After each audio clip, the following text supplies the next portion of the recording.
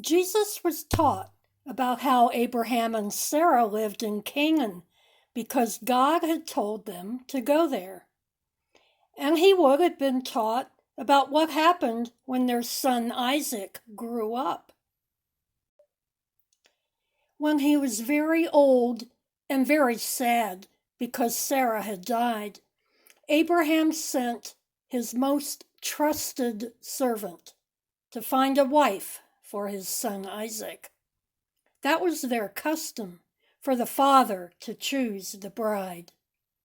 Abraham said the bride must not be from the tribes of Canaan, but from the land of his birth. He also told the servant that if the girl said no, the servant could come back without her. The servant promised to find the bride God wanted for Isaac.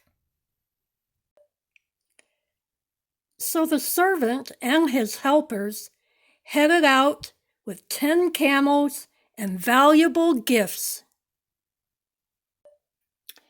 When he got there, he stopped at the well just outside the city and had the camels kneel down to rest. It was evening, the time when the women came to draw water from the well. The servant prayed that one of the young women might be the one God had chosen for Isaac. A girl named Rebekkah came, carrying her large water pitcher. She was the granddaughter of the tribe of Abraham's brother. When he asked, Rebekkah gave him water from her pitcher. Then she offered to water his camels. It was very unusual that she would do that without first asking the head of her tribe for permission.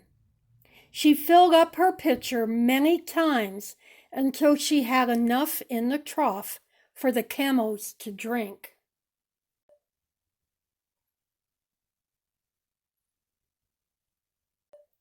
The servant gave her some bracelets as a thank you for what she had done.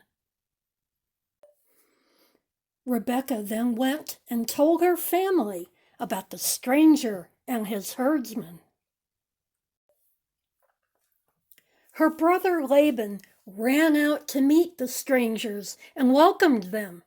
He had water brought so he could wash the feet of these strangers. He arranged for the camels to be cared for. He called for food to be brought for the strangers.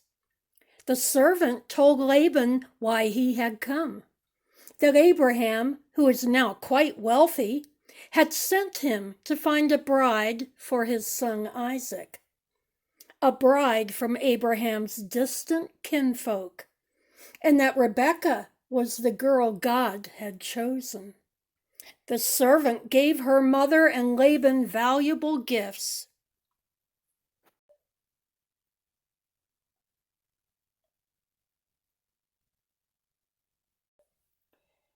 The next morning, the servant wanted to head out, but Laban said he wanted them to stay 10 more days. But when Rebekkah was asked, she said she wanted to go. Laban and her mother gave her their blessing. So, with her nurse and her maids, Rebekkah left her home with the servant and his herdsmen. It was quite the large caravan. One evening, Isaac happened to be out walking and thinking. He looked up and saw a caravan in the distance and went to greet them. Rebekkah asked who the man was, and the servant said, "He's my master." Because it was their custom, Rebekkah immediately put a veil over her face and got down from her camel. The servant told Isaac the whole story of how God had led him to find and bring Rebekkah back. Isaac was so moved by the story that he immediately gave Rebekkah the tent of his mother, an honored place. They married, and they fulfilled God's promise to Abraham and Sarah. A promise that from them a great nation would grow.